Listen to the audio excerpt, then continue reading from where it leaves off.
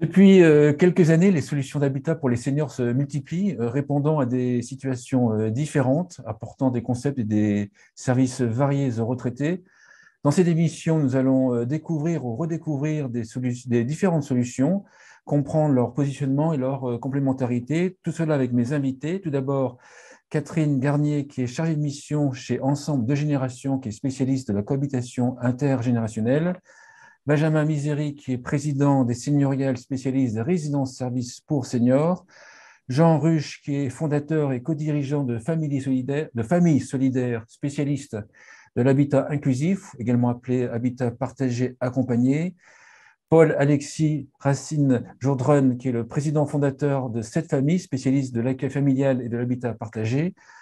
Quentin Zakoyan, qui est le cofondateur d'Ernesti, spécialiste des gardes de nuit pour seniors par des étudiants en santé.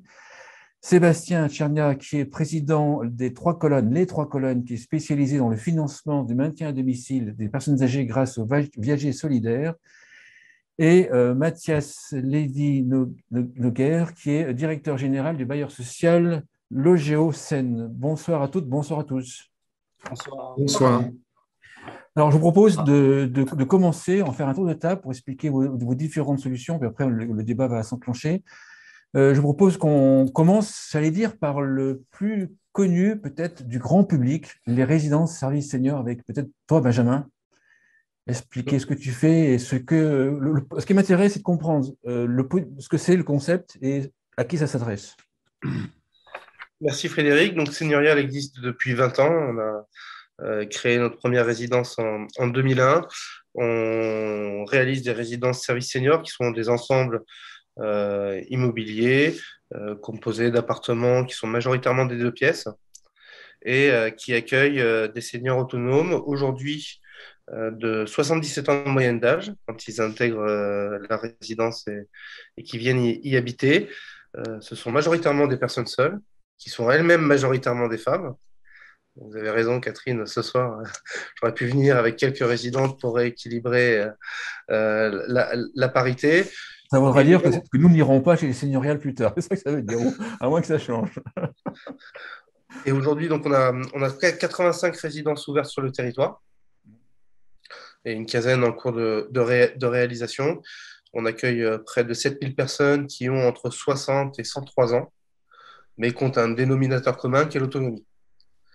Pourquoi ces personnes nous contactent-elles et viennent s'installer au seigneurial ou au sein de résidences services seniors pour deux raisons essentielles.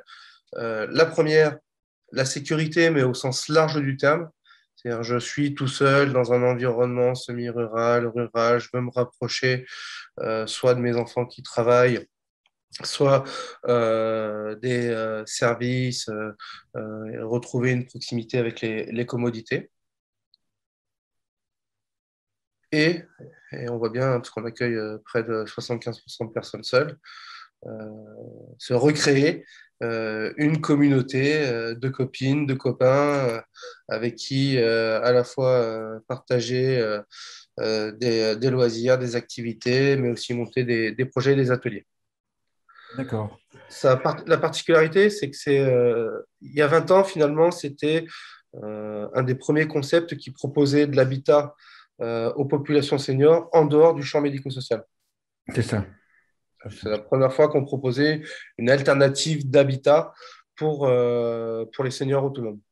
D'accord. Mathias, vous êtes directeur général de Logéo Seine.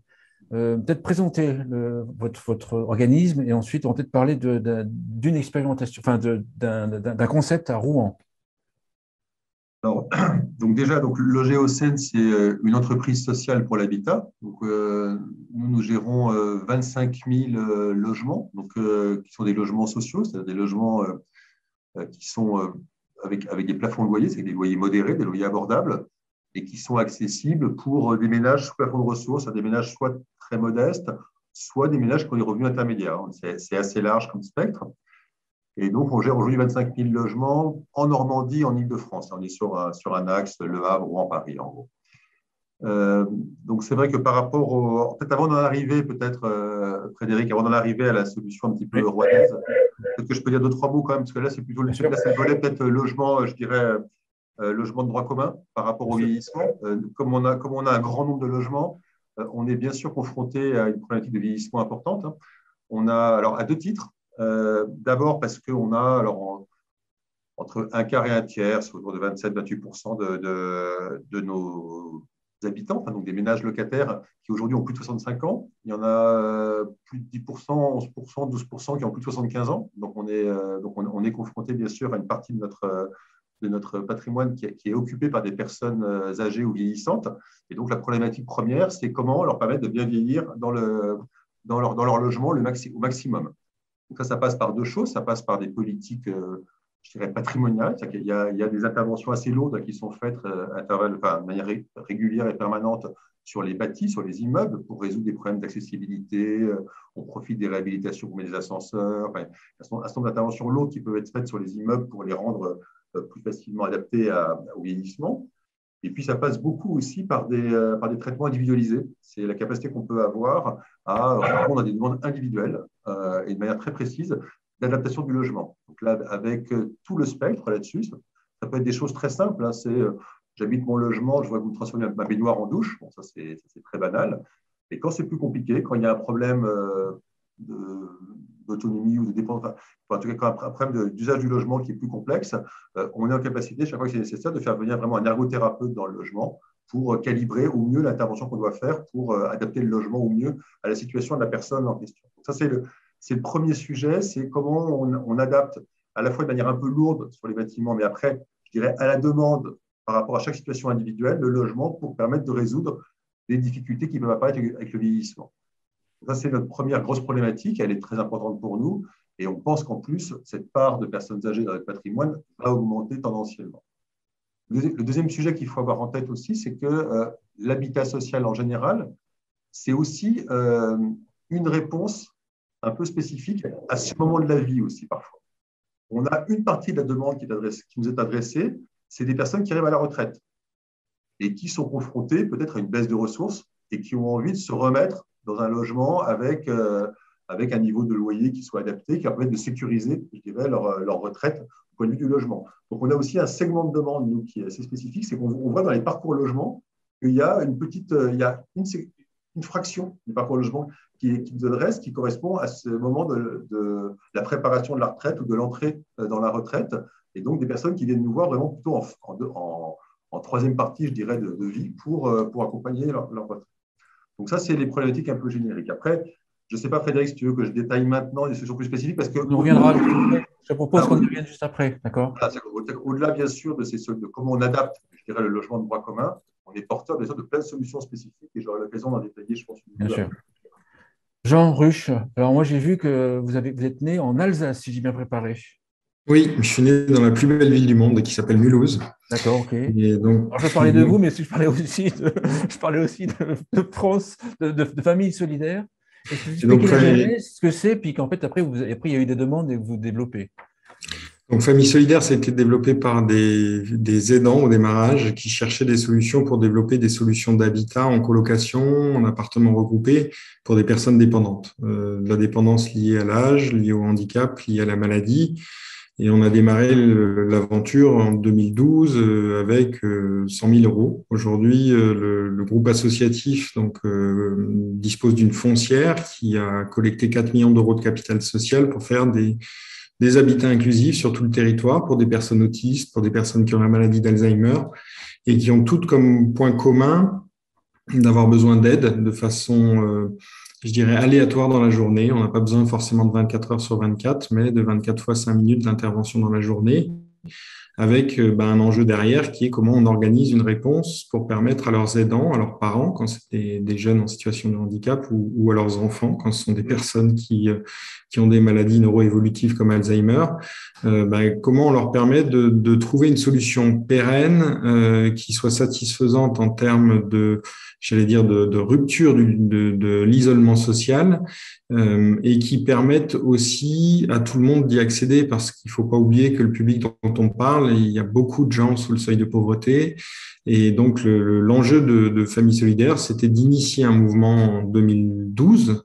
Aujourd'hui, on est content parce que l'habitat inclusif et toutes ces formules dont on va parler ce soir, finalement, elles émanent d'une évolution de la réglementation qui était nécessaire pour permettre notamment, je dirais, de trouver des solutions entre le moment où je suis totalement autonome quand je vieillis et puis le moment où, par exemple, les premiers troubles cognitifs de la maladie d'Alzheimer vont se mettre en place. En fait, dans la réalité, souvent, la seule solution qui soit suffisamment sécurisante pour les aidants, parce que ce sont les aidants qui sont concernés en premier chef, c'est l'établissement d'hébergement de type EHPAD, avec un manque criant de solutions intermédiaires qui permettent de vivre son parcours de vie malgré la perte d'autonomie et même parfois dans des très grandes pertes d'autonomie, puisque l'habitat inclusif s'adapte, je dirais, à tout le monde en fonction de l'écosystème qu'on arrive à mobiliser. Donc, Famille Solidaire, aujourd'hui, on est 17 salariés. On développe donc des projets d'habitat inclusif en propre avec des bailleurs sociaux, parfois en intermédiation locative. Donc, on loue à un bailleur social et on sous-loue à des personnes en situation de handicap. Et en fait, ça ressemble à un modèle qu'on connaît bien à Mulhouse, puisque c'est juste de l'autre côté de la frontière, en Allemagne, où vous avez des Wohngemeinschaft depuis les années 80. Donc, le modèle a été complètement construit différemment en France, où en fait, on a construit le domicile versus l'établissement. Et entre les deux, il n'y a pas eu énormément de place pour faire prospérer des solutions de plus petite taille, mais peut-être je dirais, de qualité différente. Après, je pense que le vrai enjeu de toutes ces solutions, c'est la question de comment on finance aussi et comment on accompagne cette perte d'autonomie avec des êtres humains. Mais ça, c'est un sujet qui pourrait nous occuper toute la soirée. Après, si vous voulez. Moi, avec mon recul, l'habitat inclusif, je vois deux types de projets. Il y a tel que vous le décrivez pour des personnes qui sont fragilisées et qui ont besoin de plus d'encadrement, voire même d'un projet, on va dire, collectif. Et il y en a d'autres, en fait, ils ciblent des seniors plus jeunes et plus de liberté et plus autonomes. Est-ce que vous voyez ça? Oui, je pense que c'est très vrai. Je pense qu'aujourd'hui, beaucoup de gens imaginent que l'habitat inclusif, c'est justement fait pour les seniors autonomes. Moi, j'ai pas tout à fait la même vision parce que je pense que les besoins les plus criants sont pour les personnes qui sont, je dirais, en grande perte d'autonomie parce qu'il n'y a pas assez de place en établissement, parce que c'est pas toujours là où on a envie d'aller. Et donc il y a un gros enjeu de libre choix en fait. Aujourd'hui, on n'a pas vraiment le choix quand la perte d'autonomie se présente, quand on a des parents qui habitent à 300 km, quand on n'est plus sûr qu'ils sont en sécurité, souvent c'est l'établissement d'hébergement, alors qu'il y a probablement plein d'autres solutions à faire émerger. Et en Allemagne, 3700 colocations Alzheimer. En France, on a mis bout à bout 400 projets d'habitat inclusif. Et il faudra encore pas mal de temps pour que ça augmente. C'est une bonne nouvelle parce que je pense que c'est un choix supplémentaire qu'on peut offrir aux gens. Mais il y a besoin vraiment d'aller un petit peu plus vite parce que le mur, il se rapproche et ça fait 20 ans qu'on le sait. Maintenant, il va falloir trouver des solutions, on va dire, pragmatiques, respectueuses des gens et où ils ont la possibilité d'exercer leur libre arbitre. Et rapidement, parce que les baby boomers, pour les plus âgés, ont 77 ans, si je calcule bien cette année. Paul-Alexis, l'accueil familial. Alors vous êtes un des leaders dans ce sujet-là, si j'ai bien compris. Peut-être expliquer ce que c'est que l'accueil familial, à qui ça s'adresse, et voilà. Oui, très bien. Donc cette famille, c'est une. En parlant plus fort, c'est possible. Ouais, ça marche. Voilà. Donc cette famille, c'est une structure qui a été montée en 2017. On est aujourd'hui un peu plus de 130 collaborateurs et on est répartis sur l'ensemble du territoire. Et notre objectif, c'est de développer donc des alternatives à l'EHPAD, deux en particulier. Un, l'accueil familial, et deux, la colocation senior. Donc l'accueil familial, c'est la capacité pour une personne qui va être âgée ou d'ailleurs juste en perte d'autonomie ou en situation de handicap, de vivre dans une famille qui est formée, qui est sélectionnée, qui est agréée pour accueillir chez elle justement de 1 à 3 personnes. Donc ça, c'est notre métier, notre dispositif historique. On propose un peu plus de 10 000 lits partout en France. Et puis, on a une deuxième activité qui est une forme de mutualisation de cet accueil familial et qui permet donc à des personnes âgées d'aller vivre dans une forme de colocation senior accompagnés par une présence H24 et 7/7 d'une auxiliaire de vie qui va ne pas réaliser l'ensemble des actes de soins, mais qui va s'assurer de la qualité de l'hébergement et du bien-être des personnes qui sont hébergées. À la base, vous restez dans l'accueil familial, même avec ce nouveau concept. Ça ne va pas dans l'habitat partagé. Alors, si, on a effectivement l'accueil familial qui est bien distinct juridiquement de ce qu'on peut appeler l'habitat inclusif. Nous, on n'est pas habitat inclusif au sens de la loi Elan, mais on est à mutualiser un lieu, en fait, où on va créer les conditions de la possibilité d'une perte d'autonomie pour des personnes qui vont vouloir rester dans ce logement. Donc, elles vont pouvoir accompagner leur perte d'autonomie toujours au sein du logement parce qu'elles seront accompagnées, parce que le logement sera adapté. D'accord. Autre chose qui m'intéresse, c'est qui est dans l'accueil familial? À quel âge on devient? Enfin, peut-être qu'il n'y a peut-être pas un âge, j'imagine, mais pourquoi est-ce qu'on devient? Quels sont les facteurs explicatifs qui expliquent qu'on va dans l'accueil familial? Alors, je vais répondre sur les deux volets. Un, la personne qui est accueillante et deux, l'accueilli. La personne qui est accueillante, à 92%, c'est une femme et la moyenne d'âge, c'est 56 ans. D'accord. Autre point important, c'est que les trois quarts des accueillants sont des professionnels issus du secteur médico-social. Donc, ce sont des gens en fait qui se sont engagés dans l'accueil familial parce qu'ils ont entendu parler de ce dispositif, qui est encore très confidentiel, donc qui est surtout connu dans notre secteur. Et donc c'est ce pourquoi d'ailleurs la plupart des accueillants sont issus du secteur médico-social, c'est que sinon on n'a pas l'accès à l'information, on ne sait pas qu'on peut devenir accueillant. Et puis c'est un parcours de carrière pour des personnes qui viennent du secteur de l'aide à domicile et à qui on peut proposer d'être chef de secteur, mais il y a un poste pour 100 impétrants. Et donc là, ça leur permet aussi de continuer à faire leur métier avec ce pourquoi ils se sont engagés, une forme de vocation, et donc de pouvoir s'auto-gérer, s'auto-organiser, en tout cas auto-organiser leur accueil. D'accord. Les personnes âgées qui sont avec l'accueil familial, est-ce qu'elles peuvent être dépendantes? Quel est le profil? Jusqu'à quand on peut aller dans l'accueil familial? Ouais. Et pourquoi on y rentre? Alors, il y a deux moments. Il y a le moment de l'arrivée en accueil familial. Et donc là, on va avoir des personnes qui sont en général inférieures à un niveau de dépendance qui va être celui d'un GIR 3. Donc, on est GIR 6, 5, 4, 3. Donc des personnes qui sont faiblement dépendants, mais qui ont besoin d'assistance pour quelques actes de la vie du quotidien, le lever, le coucher, la prise de repas. Et puis ensuite, vous allez avoir des personnes qui sont déjà en accueil familial, dont le choix va être de rester au sein de la famille. Et donc nous, on s'efforce de les accompagner dans ce choix. Et donc dans ces cas-là, on a des personnes qui peuvent devenir GIR 2, voire parfois même GIR 1, donc extrêmement dépendants. Des personnes qui vont décéder au sein des accueils, mais c'est plutôt pour nous un point positif parce que ça veut dire qu'on a su créer les conditions du respect de leur choix le plus longtemps possible. D'accord, pour rester dans le... Catherine, ensemble de générations, peut-être le présenter rapidement, puis en plus, et après expliquer le concept. Et puis, pareil, même question, qui sont les seniors qui accueillent des jeunes? Très bien, bonsoir à tous. Bonsoir Frédéric. Alors, c'est vrai que depuis 2006, chez Ensemble de Génération, notre volonté est d'œuvrer pour l'intérêt général en développant la cohabitation intergénérationnelle. Alors, c'est quoi? C'est un concept tout simple et innovant, un porteur de sens, où une personne âgée met à disposition d'un jeune un logement en contrepartie d'une présence, d'une entraide ou d'un complément de revenus. Et ce concept est donc soutenu par la loi Elan depuis novembre 2018.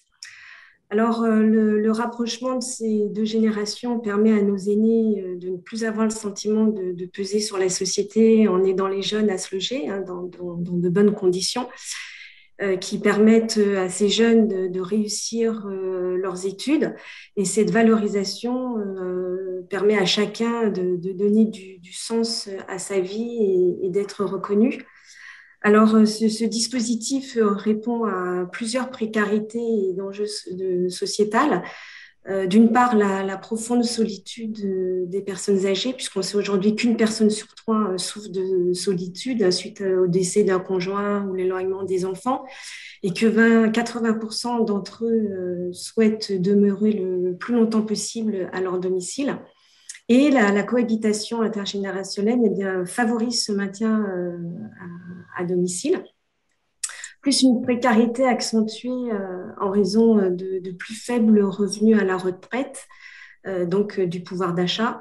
Et donc l'accueil d'un étudiant contribue financièrement à rester à son domicile grâce à la participation aux charges mensuelles de ce que nous proposons.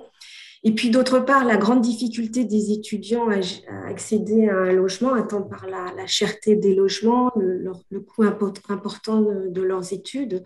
Parfois, ils sont obligés de prendre un prêt pour les financer ou avoir un petit job pour subvenir à leurs besoins. Et puis, on constate de plus en plus les aidants familiaux qui nous contactent, à qui nous apportons en raison de la lourde charge qu'ils ont d'accompagner leurs proches aidants. Et c'est parfois une source de stress, un isolement social. Et puis, recréer du lien intergénérationnel. La cohabitation, on peut dire aussi qu'elle contribue à apporter des réponses à de nombreux enjeux sociétals, comme le lien social, le bien vieillir. Elle lutte aussi contre la fracture numérique. Ça peut être aussi la mutualisation des dépenses énergétiques. Alors, chez Ensemble de Génération, notre atout, c'est l'accompagnement humain personnalisé. Alors, quelle est la clé de notre réussite, puisque nous avons 93% de réussite? Eh bien, une méthodologie bien spécifique, car il s'agit d'une alchimie complexe que de devoir constituer ce binôme. Et pour cela, chaque senior est visité à son domicile pour bien comprendre ses attentes, ses besoins, et chaque étudiant est reçu en entretien individuel pour bien jauger de ses motivations et de ses appétences au dispositif. L'idée est de bien définir les profils de nos futurs bénéficiaires pour arriver à un bon matching. Alors, notre mission donc, est de composer le meilleur binôme possible afin que la relation soit riche de sens et de partage. Alors, pour cela, on a… Est-ce qu'une personne qui est dépendante, je voudrais comprendre la limite aussi, est-ce qu'une personne qui est dépendante physiquement peut accueillir un étudiant ou un jeune? Tout à fait. Par contre, une personne qui est dépendante de manière cognitive, bon, là j'imagine que ça fonctionne. Voilà, c'est à la limite par rapport à l'EHPAD, par exemple. Voilà, c'est pour ça que j'arrivais à nos 3 formules de cohabitation, puisque c'est vrai qu'on accueille des seniors de 60 à plus de 100 ans. Vous n'avez pas les mêmes besoins, attentes et priorités quand vous avez 60 ans et 100 ans. Et donc, on a 3 formules de cohabitation qui répondent parfaitement à cette cible large. Une formule présence, où c'est destiné à des seniors assez âgés, qui sont un peu isolés, qui ont besoin de compagnie. Donc, c'est la gratuité du logement en échange d'une présence le soir et la nuit.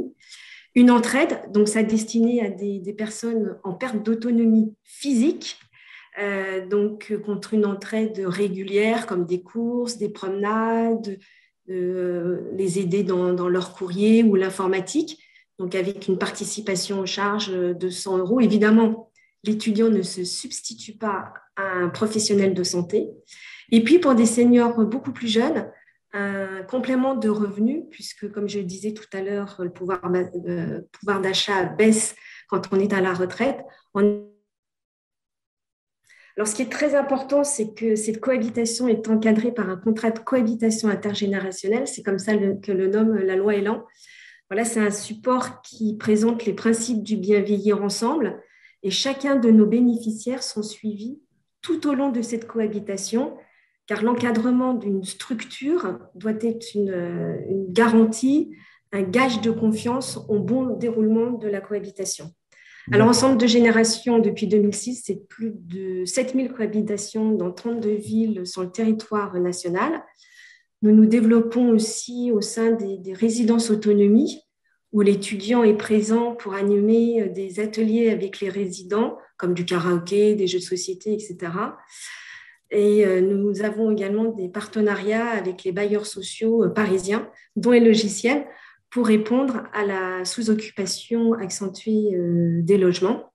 Pour finir, je dirais que ce dispositif, chacun s'enrichit de la présence de l'autre, chaque binôme a son histoire. Et évidemment, notre ambition est de créer de plus en plus de binômes pour faire vivre ce concept de solidarité innovant au plus grand nombre, car aujourd'hui, on est encore assez méconnu. Voilà. Avec une spécificité que moi, que j'ai vue sur un graphique une banque actuelle. En fait, vous permettez d'augmenter le revenu de la personne âgée. Tout à fait. Voilà. Sébastien, alors quand j'ai découvert votre offre à vous, un truc que j'ai trouvé génial, en fait, parce qu'en fait, ce n'est pas du viager classique, en fait. En fait, c'est le financement du maintien à domicile des personnes âgées via le viager solidaire. Donc, vous allez expliquer, mais si je comprends bien, moi, si je bénéficie de votre service en tant que personne âgée, je peux rester longtemps et vous allez aménager mon logement, c'est si j'ai bien compris. Oui, c'est une partie. C'est-à-dire que ce qu'on a remarqué, c'est qu'on avait jusqu'à cette époque un choix qui était de délocaliser la personne âgée pour la rendre locataire d'un espace dans un établissement. Donc, on la délocalise et on la rend locataire. Et dans tous les cas, ça ne peut pas se faire sans frais pour la famille puisque l'EHPAD ou les établissements ne sont pas gratuits comme l'hôpital. Donc, on s'est mis à créer un modèle disruptif. On a créé une coopérative. Donc, c'est une société coopérative qui va donc devenir directement propriétaire du logement de la personne âgée. Donc, on ne la délocalise pas et on devient propriétaire. On la décharge de tous les frais inhérents à son logement. Et puis, comme évidemment, on lui achète la propriété, on va lui verser des ressources, des fonds. Et ces fonds sont destinés, donc c'est l'objectif, c'est le côté absolument solidaire avec la personne, et ils sont destinés pour elle à financer son autonomie à domicile. Autrement dit, l'accompagnement dont elle a besoin en fonction de l'avancement de sa perte d'autonomie et en âge. Donc, ça peut aller d'un auxiliaire de vie, de portage de repas, de tout ce qu'on connaît, sortie culturelle. Enfin, on leur redonne les moyens d'être insérés dans cette société, de rester actifs en termes de consommation, ils sont consommateurs de services adaptés. Et le mode transactionnel, évidemment, qui nous a permis de faire ça, qu'on n'a pas inventé, c'est le viager. Bon, le viager, c'est une appellation, hein, c'est comme le bail. Pour les propriétaires bailleurs, ils ont un bail qui régit leur relation avec leur occupant. Nous, c'est le viager. Ça porte un nom célèbre, mais ce n'est qu'un contrat transactionnel pour nous. Nous, c'est un moyen pour pouvoir laisser la personne à son domicile. Ça, c'est le moyen, bien sûr.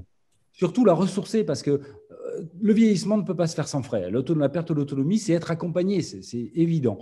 À partir de là, ces frais, la ressource pour pouvoir générer de nouveaux frais, soit c'est la famille, soit c'est le patrimoine, soit c'est quelques aides évidemment étatiques ou assurantielles, mais elles sont quand même assez limitées et elles sont réservées aussi souvent à des personnes qui sont avancées en perte d'autonomie, alors qu'on sait tous qu'il faut anticiper la perte d'autonomie. Donc une profonde ressource se trouve dans le logement. Et les personnes âgées sont souvent propriétaires de leur logement. C'est-à-dire que 75% d'entre elles sont propriétaires d'un logement. C'est leur seule, pour la plupart, seule richesse. Notre démarche s'adresse à 50% de nos interventions à un public fragile économiquement face à la perte d'autonomie, c'est-à-dire à peu près moins de 1 900 € pour une personne seule et moins de 2 700 € pour un couple. Donc 50% de nos interventions sont réservées tout logement confondu, ça c'est important de le dire aussi, c'est-à-dire qu'on ne réserve pas nos interventions à des logements très valorisés, on le fait avec absolument tout logement lorsque les personnes sont concernées par cette fragilité économique. Le déclencheur, quel est le déclencheur pour c'est la perte d'autonomie, le besoin de rester chez soi, le besoin de financer un accompagnement et surtout une volonté, parce qu'on va essayer d'accompagner la personne le plus longtemps à son domicile, puisque quand elle adhère à la coopérative, elle a cette ressource financière, mais aussi elle est accompagnée. Alors, on ne fait pas de miracle à ce sujet-là, on est simplement coordinateur.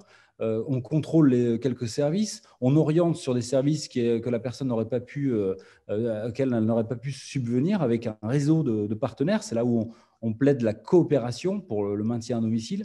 Ce réseau, ce sont des gens qui adhèrent au principe et qui sont connus, qu'on a référencés et on connaît un peu la qualité de leurs prestations, ce qui nous permet de les recommander à nos bénéficiaires. Et les bénéficiaires utilisent en toute simplicité leurs services et puis nous rendent des sortes de rapports en fait, sur la qualité de la prestation. Autrement dit, s'il y a eu un fait qui les a, on va dire, qui a été un peu dommageable dans leur relation, qui les mettent mal à l'aise et qui se sentent pas bien en fait, dans la relation avec un prestataire, ils ont un interlocuteur à qui le dire. Un tiers de confiance, quoi.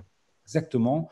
Le déclencheur pour aller dans votre système, c'est lorsque la fragilité commence à coûter un peu cher par rapport aux revenus. si je comprends. Lorsque la personne et son entourage prennent conscience qu'il va falloir mobiliser des capitaux, ça va assez vite, automatiquement. Que le choix qui s'avère, c'est soit de partir en établissement, et c'est coûteux, et automatiquement, même si on vend le logement, pour la plupart de nos bénéficiaires, s'ils vendent le logement, ils n'atteignent pas leur espérance de vie en loyer, en mensualité en fait, des établissements. Je répète, ils n'atteignent pas leur espérance de vie avec l'argent de leur logement en payant le loyer des établissements actuels. Alors qu'en restant chez eux, on va miser ensemble au moins sur leur espérance de vie. Voilà, c'est mon sens. J'ai plein de questions, mais bon, bref, on sera frustré. Quentin, je reviendrai, et puis on fera une émission spéciale, j'imagine. Quentin, alors, toi, c'est un peu différent. Pareil, c'est le domicile. Tu permets de rester, tu vas expliquer, avec les étudiants en santé. Oui, tout à fait. Donc, bonjour à tous. Moi, je suis Quentin Zakoyan, un des cofondateur d'Ernesti. Donc, chez Ernesti, en fait, on a une plateforme d'accompagnement à domicile spécialisée sur la verticale de la nuit. Et en fait, on va mettre en relation des aidants familiaux qui recherchent de l'aide pour un proche ou un parent la nuit, spécialement la nuit. Et en fait, on va les mettre en relation avec des étudiants en santé qui sont disponibles pour venir toute la nuit de 20h à 8h, assurer, le plus important, une présence humaine rassurante, bienveillante et sécurisante. Et en fait, si vous voulez, c'est des étudiants qui arrivent à 20h, ils dînent avec la personne, ils partagent toute la soirée à discuter, à évoquer des souvenirs, à regarder son feuilleton favori, etc. Et puis voilà, vers 20h, ils aident à se mettre en tenue de nuit, ils aident au coucher, ils vont se coucher dans une chambre à côté. Tous nos étudiants, qu'on appelle d'ailleurs des chouettes, parce que Ernesti est une race de chouettes, donc ça risque de m'échapper. Mais donc voilà, toutes nos chouettes dorment ils amènent tous leur sac de couchage, etc. Donc ça permet de limiter tout ce qui va être les problématiques de lingerie, par exemple. Puis ils vont se réveiller, 1, 2, 3 fois dans la nuit, autant de fois que la compagnie en a besoin. Et puis le lendemain matin, petit déjeuner. Et puis les étudiants repartent vers leur journée de cours. On en a à peu près plus de 10 000 qui se sont inscrits sur notre plateforme dans toute la France.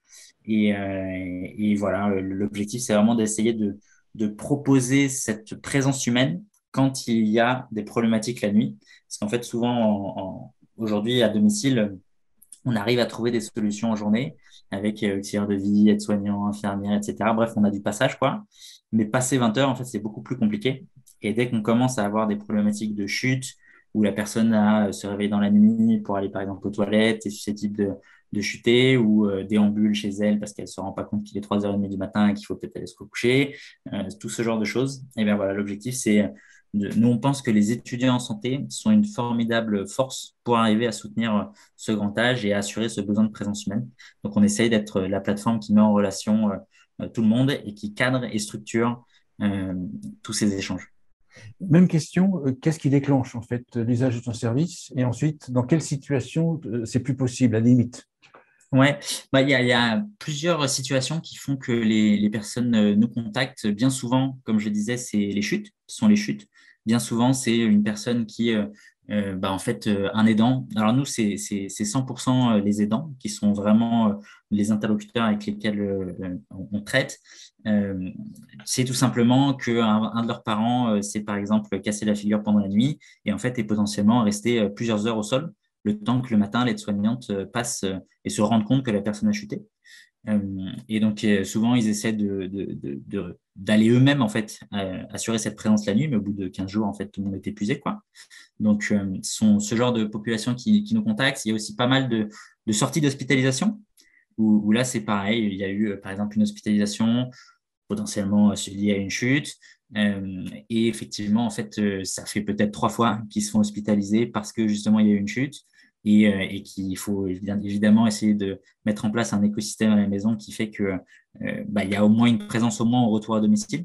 Donc voilà, pas mal de sorties d'hospitalisation. On a aussi beaucoup de problématiques cognitives, tout ce qui va être Alzheimer. Alors justement, la limite, est-ce que c'est pas ça en fait? Est-ce que si moi je suis totalement dépendant, de manière cognitive, enfin on va dire physiquement, et que la tête va bien, je peux accueillir un étudiant? Oui, tout à fait. Alors, juste pour comprendre, donc là, vous êtes donc Frédéric, tu serais dépendant physique, mais tu aurais toute ta tête, c'est ça? C'est ça, oui. On imagine, les amis. Oui, tout à fait. En fait, si vous voulez, nous, ce qu'on dit assez souvent, c'est que On préfère un GIR 1, 2, où il y a passage infirmier matin, midi, soir, aide-soignant, auxiliaire de vie, kiné, orthophoniste, etc. Enfin bref, vraiment bien cadré, plutôt que un GIR 4 qui serait en perte d'autonomie, où là, c'est bien moins cadré. D'accord. Dans la majorité des cas… Sinon, ça fait plus de charges sur l'étudiant, c'est ça. Oui, tout à fait, tout à fait. C'est moins bien encadré, moins bien encadré. Et c'est voilà, quand on est en situation de croisière, en fait, c'est beaucoup plus facile à gérer. Et je voulais aussi ajouter le fait que, comment dire, oui, voilà, ce que je voulais dire, c'est que dans la majorité de nos accompagnements, en fait, on accompagne les gens même jusqu'à la fin de vie aussi. Donc, il y a en fait à peine 20% de départ en EHPAD chez nous, parce que en fait, on arrive très souvent à trouver une solution. On n'arrive pas à trouver de solution pour parler un peu des limites. C'est quand il y a par exemple des signes d'agitation ou de refus d'aide ou de violence. Et évidemment, ça, ce sont des choses qu'on ne peut pas arriver à gérer. Et voilà, mais dans la plupart des cas, en fait, on arrive, comme on disait tout à l'heure, à respecter le souhait de la personne d'arriver à rester chez elle. Mais donc, d'où l'important d'avoir des étudiants en santé qui sont quand même plus au fait Oui, tout à fait. par rapport aux situations un peu plus difficiles qu'ils pourraient rencontrer. Tout à fait. Tout à fait. Mathias, on revient sur Rouen, ou on va sur Rouen, je ne sais pas. On va sur Rouen, la résidence sur Rouen. Peut-être expliquer ce que tu fais là-bas? C'est vrai que là, tout à l'heure, au début, j'ai parlé du logement un peu de droit commun. Mais c'est vrai que peut-être par rapport à plusieurs d'entre vous qui êtes porteurs vraiment de solutions à forte valeur ajoutée, mais très spécifiques, nous, notre entrée en tant qu'entreprise pour l'habitat, c'est plutôt notre entrée territoriale. Nous, on travaille par rapport à des territoires et on essaie sur chaque territoire de répondre aux besoins spécifiques du territoire et de s'articuler avec le tissu associatif ou d'opérateurs locaux. Ce qui fait que dans la pratique, nous, aujourd'hui, on est porteur d'une très grande diversité. On a à peu près toutes les solutions, sauf peut-être les EHPAD, mais sinon, on a des réseaux d'autonomie, on a des béguinages. Enfin, on est porteur de plein de et puis on a plein de partenaires aussi associatifs, le logement inclusif et autres, qui, de ci, de là, viennent travailler avec nous sur parfois quelques logements, parfois une résidence, selon les besoins des territoires. On a aussi, j'ai oublié de le dire au début, des logements sociaux maintenant. Il est une nouvelle catégorie de logements sociaux, l'opération logement social, se dire, dans cet immeuble-là, je vais flécher 10 logements que je vais adapter spécifiquement et qui vont de diversité au jeu d'intervention. Mais quand on réfléchit comme ça sous l'angle du territoire, ça peut amener parfois à avoir des approches qui vont un peu loin. Donc, c'est vrai que l'exemple de Rouen là, que tu évoquais, Frédéric, c'est le cas assez particulier d'un quartier assez populaire à Rouen, un quartier plutôt logements sociaux, où il y a un groupe d'habitants un jour qui est venu nous voir en nous disant, écoutez, nous, on vit là depuis 30 ans, etc. Et on a envie de vieillir dans ce quartier-là. Nos appartements ne sont pas adaptés, les immeubles. Est-ce qu'on pourrait travailler avec vous pour concevoir quelque chose qui correspondrait à notre projet de vie pour les 20 prochaines années? Et donc là, on a bien sûr réfléchi avec eux sur une résidence qui va être, qui est mixte, qui est intergénérationnelle, mais qui est pleinement adaptée au vieillissement. Donc, on travaille avec la PAV, on a pris un label H2S, enfin, on a fait des logements adaptés. Mais ce qui est original de la démarche, c'est qu'on a vraiment fait ce qu'on appelle de l'habitat participatif. C'est-à-dire qu'on a inversé complètement le cycle de conception des logements, où d'habitude, qu'est-ce qu'on fait? On conçoit des logements, on les construit et après, on cherche les occupants. Là, c'est l'inverse. On a un groupe d'habitants qui vient nous voir, qui nous dit, nous, on a envie de vieillir dans ce quartier-là. Et donc là, on a travaillé avec eux dès l'amont du projet, avec l'architecte, pour concevoir intégralement un immeuble qui soit adapté au projet collectif dont étaient porteurs ces personnes qui voulaient entamer une nouvelle période de vie dans le quartier. Et là où c'est intéressant, c'est que quand on fait ça, outre le fait qu'on répond intelligemment aux besoins individuels des uns et des autres, mais c'est qu'on peut aller beaucoup plus loin dans l'imagination, dans la conception de services et d'espaces partagés, parce qu'on connaît déjà le noyau des futurs occupants.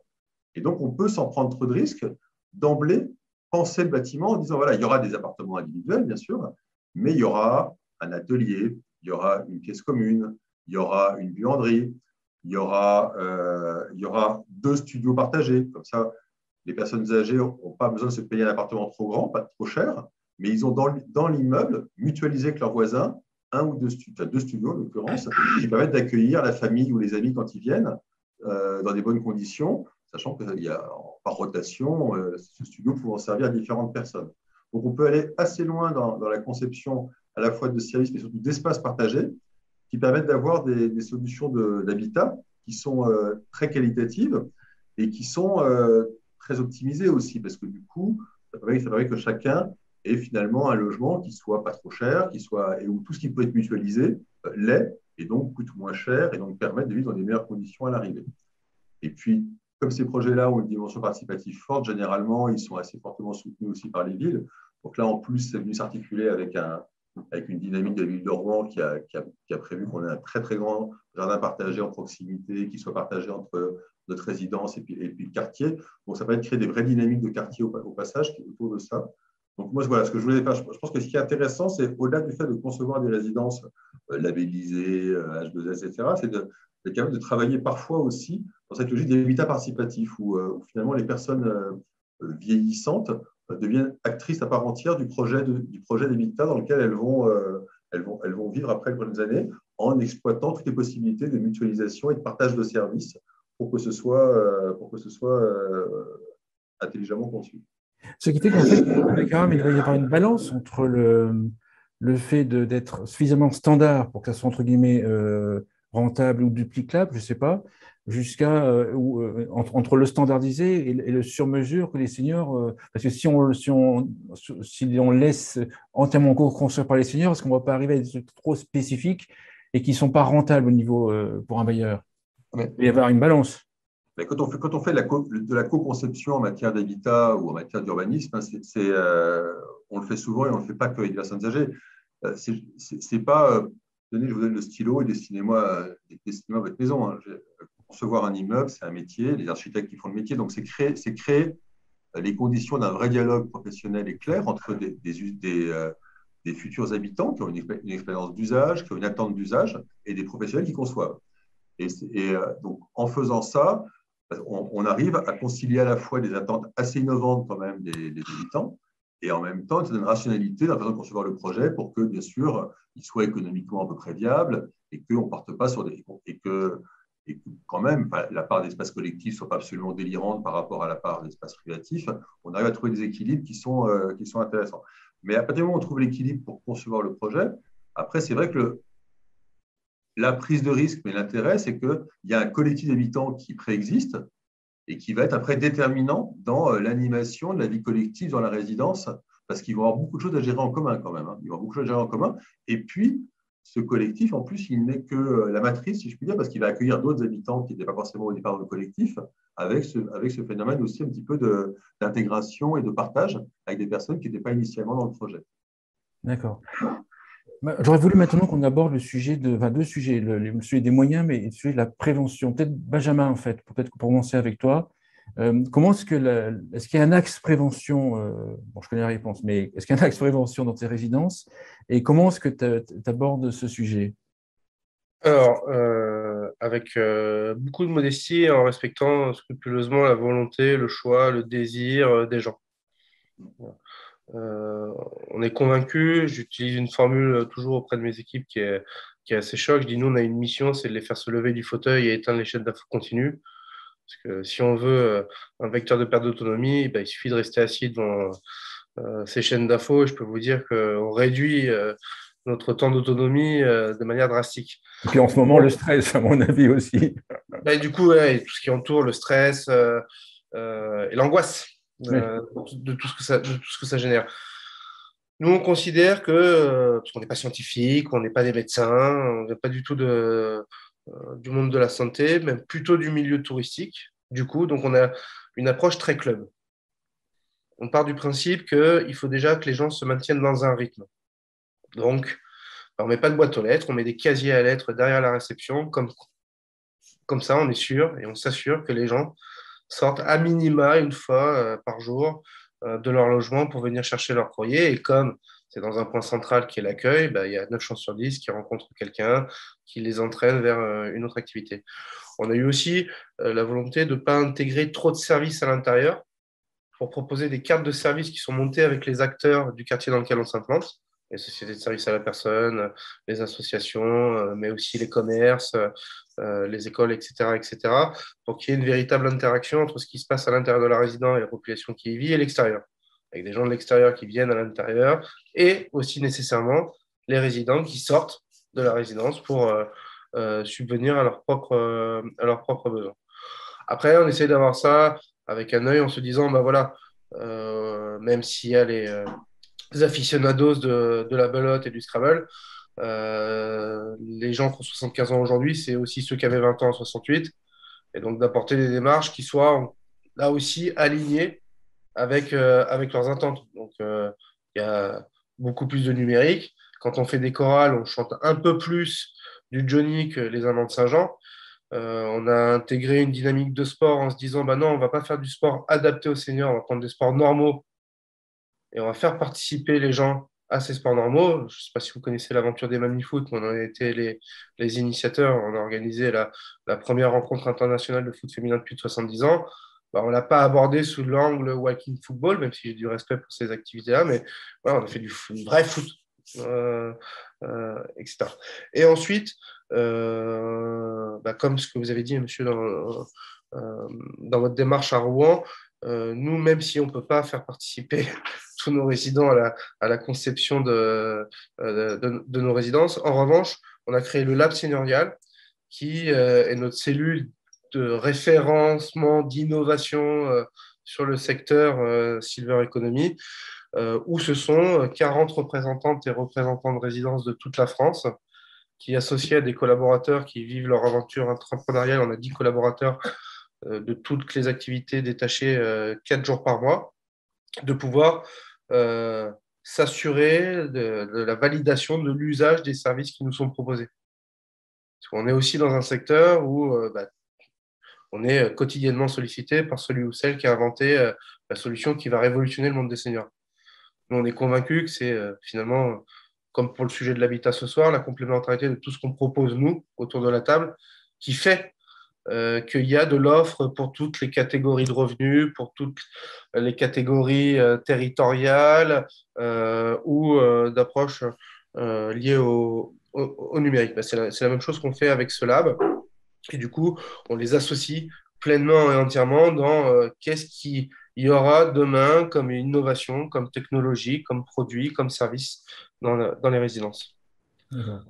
Sébastien, le côté prévention, il rentre quelque part j'imagine que oui, en fait. Oui, nous déjà, on rend visite aux personnes chez elles dans leur domicile dès les premiers instants en fait, de notre mise en relation, ce qui nous permet de créer avec elles un lien et on audite leur situation, leurs besoins sociaux, on fait toute une analyse et évidemment, on fait une enquête sur leur logement, donc puisqu'on va l'expertiser. Donc, à partir de là, on va détecter déjà les travaux potentiels, évidemment, mais aussi les aménagements nécessaires qui seraient utiles de faire pour la personne. Donc, on en a certains qui sont absolument obligatoires, comme le changement, en fait, par exemple, de la plaque. S'il y a une plaque au gaz dans la cuisine, on fait en sorte de mettre des plaques électriques. La salle de bain, et la baignoire de la transformer en douche. Enfin, ça sont des conseils bateaux, mais qui sont tout de suite prononcés pour qu'on ait et qu'on voit aussi directement quand même la motivation de la personne à se dire oui, je vais engager je vais changer mon environnement, je vais adapter mon environnement à mes besoins. Et puis, on va continuer comme ça, puisque une fois qu'on va l'intégrer comme bénéficiaire, on lui rend souvent des visites à chaque demande, à chaque fois qu'on l'a au téléphone. Donc, nous, on la sollicite ou on la contacte quand on n'a pas trop de nouvelles, ou au contraire, c'est elle qui nous contacte assez souvent. Et les échanges se font. Alors, on a une période compliquée pour ça. Donc, on a eu d'ailleurs l'installation d'une petite tablette portale qu'on a mis chez tous nos bénéficiaires qui nous permettait d'être en lien vidéo avec eux très simplement pour pouvoir communiquer, pour pouvoir se voir et toujours être présent. Mais sinon, donc on leur rend systématiquement visite, c'est dans notre charte. Lorsqu'il y a un besoin, on va tout de suite à leur domicile pour comprendre et puis discuter avec eux et toujours aller un peu plus loin en fait que leurs besoins, de façon à justement anticiper la perte d'autonomie. Enfin, la perte d'autonomie, c'est toutes les conséquences de la perte d'autonomie. D'accord.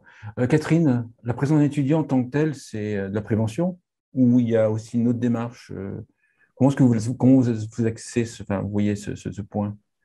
Alors, je dirais que accueillir un étudiant a quand même ses limites. Hein. Il ne faut pas que le senior nous contacte trop tard. pas une perte d'autonomie, surtout des pertes cognitives trop importantes.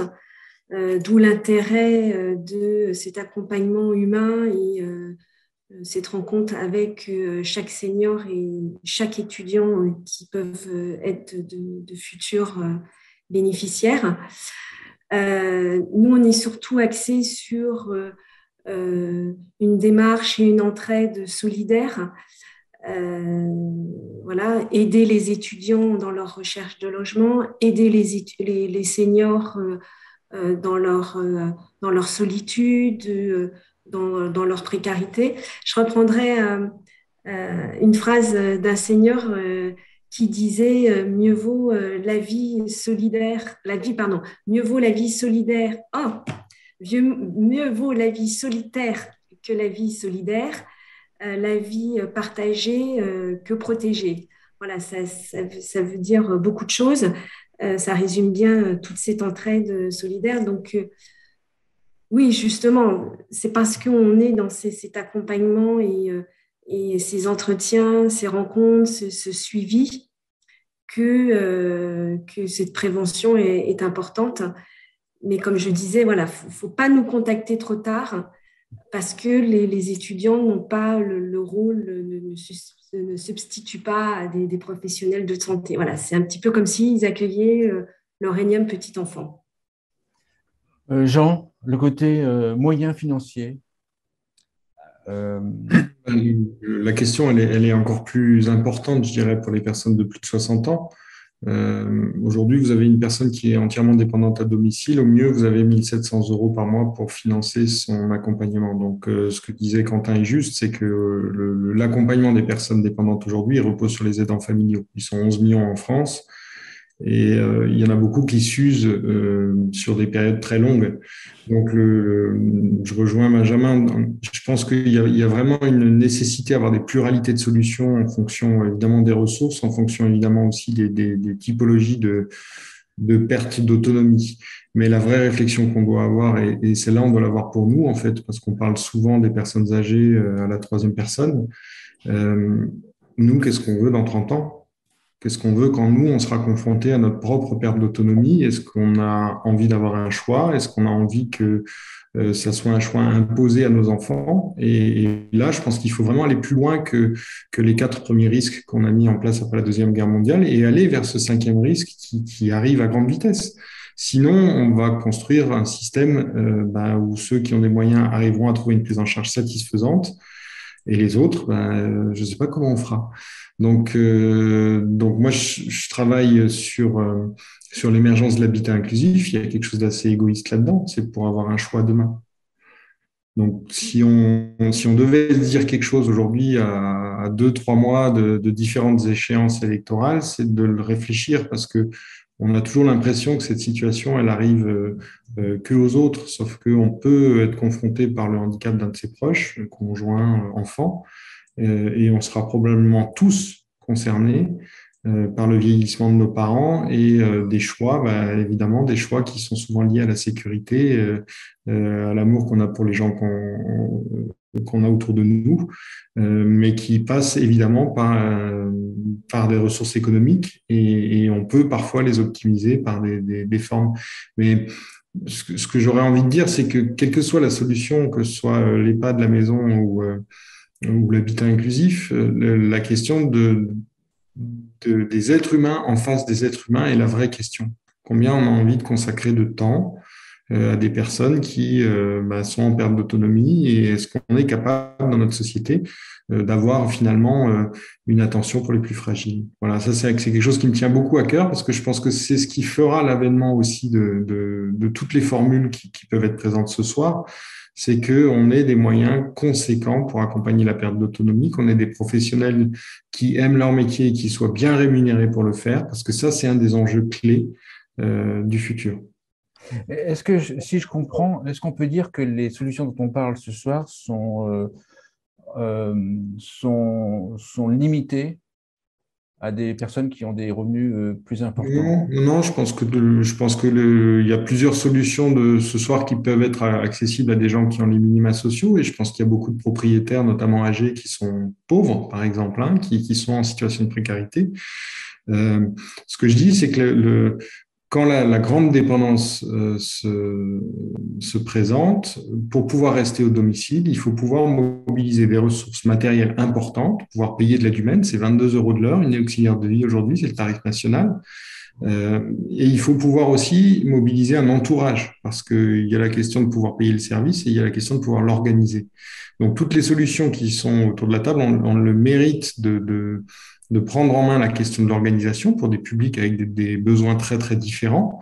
Et en fait, il faut qu'on crée des systèmes qui survivent aux aidants, qui permettent à ces aidants d'avoir un choix et aux personnes accueillies de disposer aussi du choix de se coucher peut-être à l'heure qu'ils ont envie et pas forcément à 17h30 ou à 18h. On l'a vu récemment. Sébastien, vous voulez rajouter quelque chose? Je veux intervenir. Je veux intervenir simplement parce que bon, quand on parle de financement, nous c'est une des pièces, c'est la première colonne de notre démarche. Hein, c'est une des pièces moteurs du sujet, dans la mesure où vous parlez de la prévention et de notre public. Nous, on est facilité évidemment par ce sujet-là, puisque lorsqu'on les rencontre, lorsqu'on les revoit à leur domicile, on n'a plus d'hésitation à leur faire acheter, par exemple, une tablette, leur faire souscrire un auxiliaire plus longtemps, plus souvent, plus régulièrement, leur faire dépenser en fait leur rente, ce qu'on appelle nous la rente autonomie, pour leurs bienfaits et surtout de façon professionnelle, parce que on veut en fait que les gens qui nous ont contactés, qui nous sollicitent pour intervenir, soient en fait des coordinateurs, c'est-à-dire qu'ils restent évidemment proches des âgés, mais qu'ils aient un rôle accompagnant, coordinateur, mais qui ne soit pas dans l'effort de la compensation de cette perte d'autonomie, puisque c'est ça qui est vraiment… C'est la même idée, pratiquement. Ouais. Ça se regroupe. Ça génère clairement ça brise les liens familiaux et ça génère en fait une situation où le vieillissement est vu comme une maladie et en fait on transforme tout un cycle de vie comme une pathologie, quoi. Alors que oui, il y a un cycle pathologique dans le vieillissement, mais qu'en réalité le vieillissement c'est toute une partie de la vie, elle est quand même assez longue, hein, maintenant. Je veux dire, on parle de 20 ans d'inactivité et on parle vraiment de 10 ans où les personnes entre 75 et 85 sont en perte d'autonomie sans être totalement en autonomie physique déjà. Et le fait de leur redonner des moyens, et aujourd'hui, il y a plein d'innovations technologiques, d'innovations humaines, une approche, on prône les services, bien sûr, il faut les améliorer, il faut mieux les payer. Et le fait de leur générer des ressources, de les rendre consommateurs, automatiquement, ça les rend plus autonomes, plus maîtres de leur destin, plus fiers d'eux. La fierté dans l'estime de soi, en fait, dans ces situations-là, sont hyper composantes de l'autonomie et du mieux vieillir, en tous les cas. Voilà, donc, je ne peux pas parler pour tout ce qui se passera à l'avenir, évidemment, tout ce que dit Jean Huche, c'est évident sur l'avenir. Maintenant, la situation actuelle, et on a déjà aussi encore, je pense, 10 ans à gérer de très, très lourd avec un arrivage massif de personnes en perte d'autonomie où on n'a surtout absolument rien anticipé, pas générer de ressources complémentaires et qu'il va falloir prendre des décisions. Et donc, nous, voilà, on lutte contre la protection des biens en lieu et place des personnes. C'est pour ça qu'on leur propose de se séparer de leur propriété sans dire qu'ils en gardent l'usage. Mais qu'avec ces ressources-là, on va pouvoir faire… l'enjeu, c'est vraiment la maison de retraite à domicile et c'est de réussir un pari, c'est de rester vivre chez soi le plus longtemps, peut-être pas devenir dépendant et peut-être y mourir chez soi. Benjamin? Ouais, rapidement, une réaction. Forcément, je m'aligne à tout ce qui a été dit, mais j'aimerais quand même aussi apporter une petite lueur d'espoir. Je pense qu'il faut toujours aussi nuancer les scénarios catastrophes. Tout le monde n'est pas voué à rencontrer la grande dépendance dans le cadre de son vieillissement. Bien sûr. Et autant je partage, Jean, votre combat, et je suis convaincu que c'est là où le poids du corps de la puissance publique doit être porté, c'est sur les sujets de grande dépendance. Voilà, ça, c'est évident, mais voilà, n'oublions pas, et moi je le vois dans les résidences qu'on exploite depuis 20 ans, on a la moitié des gens qui quittent la résidence parce qu'ils y meurent, et donc ils meurent chez eux. Et ça veut dire qu'ils n'ont pas rencontré de grande dépendance, qu'ils ont rencontré des évolutions de pathologie, des évolutions d'autonomie, des évolutions de mobilité. Mais voilà, pour essayer non plus de ne pas faire le tableau qui est en main, et moi, voilà, quel vieillissement on veut pour nous, ça c'est l'enjeu essentiel, c'est que chacune et chacun puisse rester citoyenne et citoyen. Et que finalement, on arrête peut-être aussi d'opposer, c'est pour ça que je vais parler de complémentarité, tout ce qui est mis en œuvre aujourd'hui. Arrêter d'opposer les différentes classes de revenus, d'arrêter d'opposer les différentes origines territoriales. Et si on se disait que tout ce qui est fait, bien sûr, encore aider encore plus et encore plus assumé par les pouvoirs publics et par les médias, parce qu'aujourd'hui, on entend parler du vieillissement dans les médias qu'à travers des mots négatifs. Enfin, voilà. On parlait de cinquième risque, on parle de charge pour les générations futures, on parle de poids. Enfin, moi, je vais vous dire, à 75 ans, si j'entends ça toute la journée à mon propos, c'est sûr qu'à la fin, je me pends ou à minima ou je me noie dans une barrique de vin, quoi. Donc, moi, ce que je veux quand je serai vieux, bah, c'est qu'on me respecte de la même manière. Puis jouer au foot. Et continuer à jouer au foot, ça c'est tout à fait personnel, mais voilà, qu'on me respecte en tant qu'individu, qu'on me respecte en tant que citoyen et qu'on me respecte aussi, parce que c'est l'avantage de ces générations, par le parcours et l'expérience engrangée de toutes ces années. Mais de grâce, arrêtons d'opposer tout le monde, parce que on voit bien, c'est d'ailleurs ce que provoquent les débats du moment, alors que je suis convaincu que tout ce que nous faisons chacun de notre côté est finalement la solution globale qui peut s'adresser à toutes et tous. Frédéric, je vais vous parler un petit coup. Et puis la conséquence en fait de la situation économique pour traiter le vieillissement, c'est pas une conséquence politique ou une malgestion des finances publiques. C'est que c'est un problème de répartition. Je veux dire, quand les caisses collectives ont été construites, c'est absolument pas la même répartition qu'il y a aujourd'hui. Aujourd'hui, on n'est pas du tout assez nombreux en termes d'actifs pour financer un sujet aussi important, complémentaire, qu'est la dépendance. Donc, je pense que c'est pas une perte d'énergie, mais c'est un combat trop dur à mener, surtout avec tout ce qui vient de se passer. Enfin là, on sort d'une période et c'est pas fini, quoi. La dette va s'allonger, hein, parce que maintenant, on va devoir payer le gaz avec la dette, là, j'ai l'impression. Ça veut dire que notre société, en termes de génération, nous, les actifs, hein, c'est pour ça qu'on appelle ça 3 colonnes, on n'aura pas les moyens par l'impôt ou par des cotisations comme c'est. Une chose simple, il y a 29 millions d'actifs. Si vous preniez 10 000 euros de placés par an par chaque actif dans les caisses de retraite, les caisses de retraite, bon, c'est tout ce qui finance les inactifs qui sont vieillissants, on tombe à 290 milliards, alors que la dépense actuelle est déjà de 320 milliards. Donc, et sans avoir l'arrivage massif qui se prononce sur les 5 prochaines années. Donc, la répartition automatique. Et personne ne met, pas personne, peu de personnes mettent 10 000 euros par an dans les caisses de retraite. Hein. Donc, on est sur automatiquement un système qui ne peut pas fonctionner tel qu'il a été conçu au départ. Et c'est par des problèmes de répartition, de nombre grandissant de personnes et de nombre insuffisant d'actifs.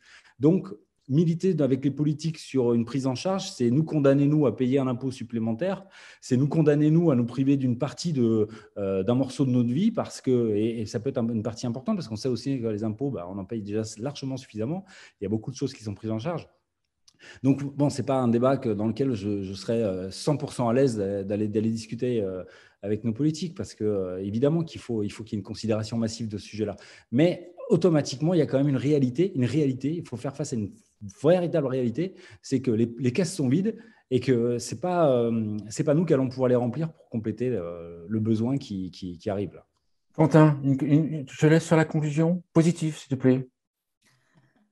Merci beaucoup. C'est là que le stress arrive, il faut se faire une conclusion. Vas-y. Ça va être compliqué, mais non, mais donc moi je m'aligne aussi 100% avec ce qui a été dit. Hein. C'est sûr que pour nous, on le voit au quotidien, l'argent, c'est clair que c'est le nerf de la guerre, hein, pour nos accompagnements. Nous, on est sur nos familles prennent en moyenne entre 1 nuit sur 2 à 5 nuits par semaine. Et donc, bref, on met en place des roulements d'étudiants, etc., mais avec toujours la même équipe. Mais c'est vrai que sur des choses très simples, où on voit qu'il y a quand même bons changements, on parlait de conclusions positives, etc., mais donc il y a l'avance instantanée de crédit d'impôt qui est en train de arriver. Donc, bon, on sait tous qu'elle n'est pas prise pour tous ceux qui ont l'APA, la PCH, des choses comme ça, c'est pas encore pour eux. Mais on a bon espoir que ça soit le cas d'ici 1 an, etc. Et c'est vrai que nous, on le voit tout de suite sur des familles toutes les familles n'ont pas la pain, hein. Il y en a qui refusent de la prendre, il y en a qui sont pas au courant, etc.